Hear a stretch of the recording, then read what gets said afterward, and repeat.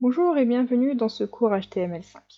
Nous allons voir le rendu du texte avec des éléments de bloc. Alors, on va venir supprimer ce qu'on a fait précédemment. On va juste supprimer ça, on n'enlève pas le title. On va juste remplacer notre titre par... Qu'est-ce qu'on pourrait mettre? Premier pas, écoute. On va mettre premier pas. Et on va venir écrire du texte. En fait, là, notre objectif, ce sera de réaliser un article. Donc, pour l'instant, on va juste écrire du texte. Pour écrire du texte de manière aléatoire, vous faites lorem et on va par exemple choisir 200 caractères. Et là, vous faites tabulation. Vous voyez que ça vous met du texte de manière aléatoire. Si vous avez par exemple un texte sous cette forme, il suffit de faire Alt Z. Alt Z et du coup vous aurez un petit paragraphe que vous pourrez visualiser dans votre fenêtre. On va en faire un autre. Donc on va mettre lorem par exemple 100, tabulation.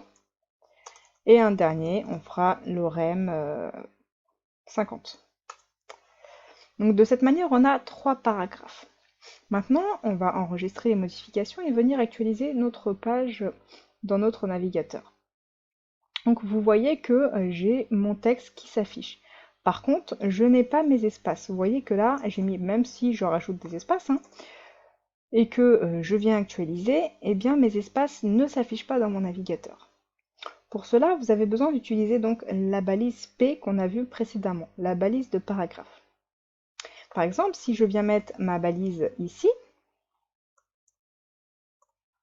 ma balise fermante ici, je vais le faire pour chacun. Oh bon, attendez, on va déjà enregistrer modification et actualiser votre page. Vous voyez déjà que j'ai un premier paragraphe.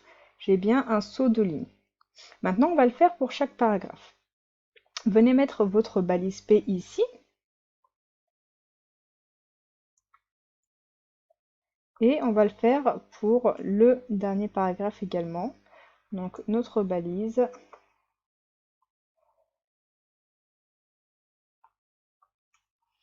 Oups, j'ai pris un petit L. Donc je viens actualiser ma page et vous voyez qu'à présent j'ai bien mes 3 paragraphes qui s'affichent.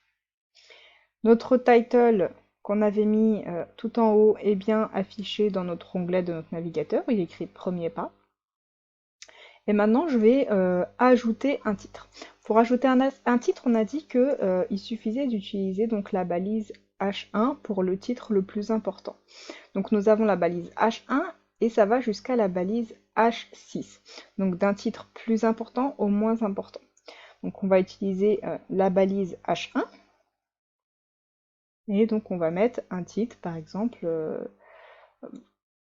élément bloc. On va enregistrer.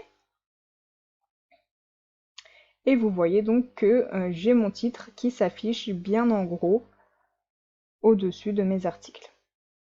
Si maintenant je mets un titre H2 avec un texte au hasard, par exemple je vais mettre lorem 5, j'enregistre et j'actualise ma page. J'ai un deuxième titre qui est donc de caractères différents et de tailles différentes. Donc c'est le H2. On va venir mettre également un H3. Donc on va mettre pareil un lorem 5, on va mettre un truc au hasard, et on actualise. Vous voyez que j'ai mon H3 qui est vraiment plus petit. Donc mon H1 ici, mon H2 ici, et mon H3 ici.